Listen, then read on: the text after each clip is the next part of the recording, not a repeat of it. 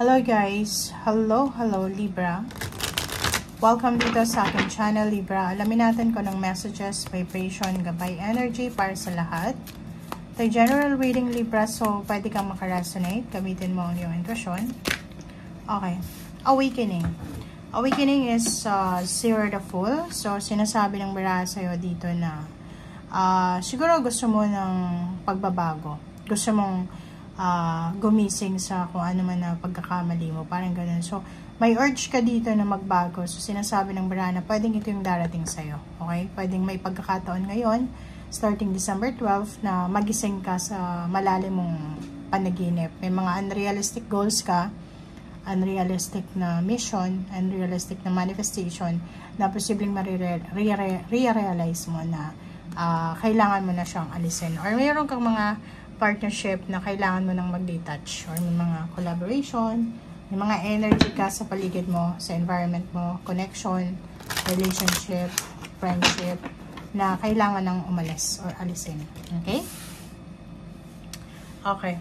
So, dito naman is intention. Sinasabi ng Bira sa'yo na makinig ka sa sinasabi ng intuition. Kasi yung intuition mo, hindi ka niyan ipapahamak. So, as much as possible, makinig ka sa sinasabi ng iyong intuition.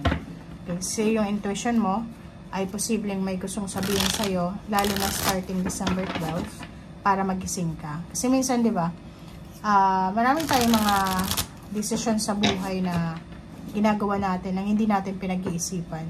Tapos mayroon din tayo minsan na relationship na alam natin na toxic na yung relationship, pero nandun pa rin tayo kasi wala tayong energy, wala tayong courage na umalis.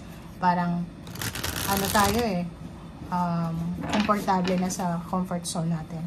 But dito sinasabi, awakening, clarity, new beginning. So, may pagkakataon na makapagsimula ka ulit ng bagong buhay. Okay? Queen of Cups, and then Strength. Relationship between mother and then siblings, or between kids, between child. So, magnanay ito. Pwedeng may hindi magandang relationship ang Libra sa kanyang anak o sa kanyang magulang, lalo sa mother figure, tiyahin, kapatid na babae. Ang posibleng maayos. And nakikita ko yung bond ng mother and kid na to or child na to ay sobrang magiging strong. Much stronger, mas magiging secured and then stable. Okay. Knight of Swords, good news. May posibleng balita kang matatanggap. May good news ka na matatanggap, and eto ay posibleng tungkol sa travel. Pwedeng galing sa malayong lugar. Pwedeng ang good news na to, Libra, is tungkol sa kamag-anak na nasa malayong lugar. So, posibleng from December 12, ang good news na to is tungkol sa anak mo. Or pwedeng sa kung anak ka, sa magulang mo na nasa malayong lugar na may travel na posibleng matutuloy na, or isang mabilis na decision making ang kailangan na gawin. It's victory and success to sa either relocation, travel, movement, progress, achievement, prosperity, and abundance. Okay?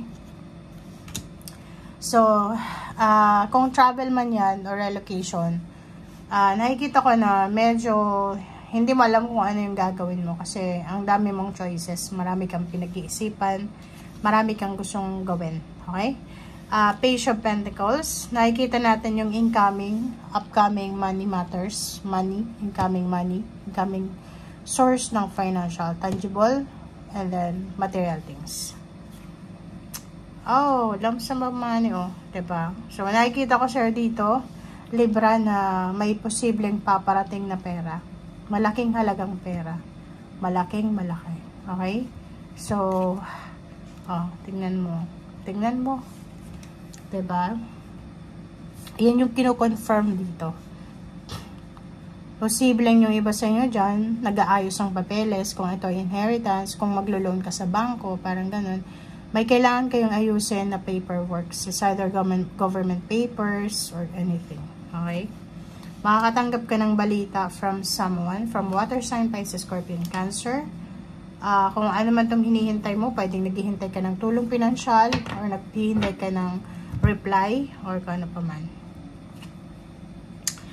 Six of Cups, relationship, trabaho, negosyo from your past ay posibleng bumalik sa'yo. So, kung meron kang dating employer na pinagtatrabahuan or company, pwedeng makatanggap ka ng balita sa kanila or pwedeng mangumusta sa'yo na gusto kanilang pabalikin. Ace of Cups, meron ditong long lost relationship, diba? Parang magkarelasyon sila, magkaibigan, magpapamilya, wala silang connection for several years or pwedeng 6 months. Ang pinakamatagal ito 6 years, pwedeng 6 years o 6 months ang posibleng magkita. So nakikita ko ang ganda dito, Libra, kasi yung 12-12 sa'yo is parang energy ng reconciliation, energy ng homecoming, energy ng renewal of contract, renewal of relationship, moving together, moving on, complete family, happy family, and celebration. Natural to. Makakaramdam ka ng pagod, physical, diba? Madidrain yung energy mo. Kasi pagod na pagod ka eh. Parang sobrang busy ka sa araw-araw. Nagtatrabaho ka, syempre yung katawan mo. But nakikita ko sa'yo dito na kahit pagod na pagod ka, worth it yung mga pagod mo. Worth it yung sacrifices mo, yung pagod mo. Kasi yung The Sun dito, 19, sinasabi na it's a happy month. It's a happy and tawag dito, happy and celebratory yung energy na to. So sinasabi ng barahan na simula ngayong December 12 ay unti-unti kang babalik sa pagiging masayahin, celebrations. Yung dating masaya yung aura mo kasi parang ngayon malungkot ka. Okay? New babies, new source of income, new relationship, new location, relocation, new address, new beginnings, new ideas, new friendship, new acquaintance. Parang ganun ang nakikita natin.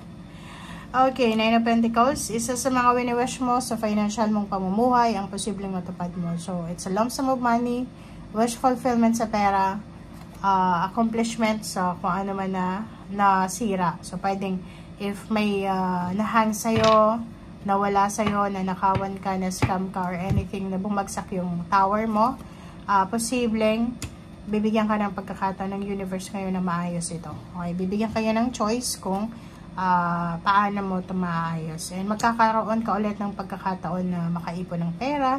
So, babalik yung stability, babalik yung balance sa usaping pera. Kung dati ay sobrang gipit na gipit ka, ngayon, nakikita mo to, sinasabi na maayos mo yung pag-handle ng iyong salapi, maayos mo yung mga expenses mo, maayos mo yung mga pumapasok at lumalabas na pera sa buhay mo. Okay? So, nakikita ko sa'yo dito na ito na siguro yung matagal mong hinihintay na pagkakataon para maging balanse yung usaping pera or emosyon. Okay? Thank you guys. Bye!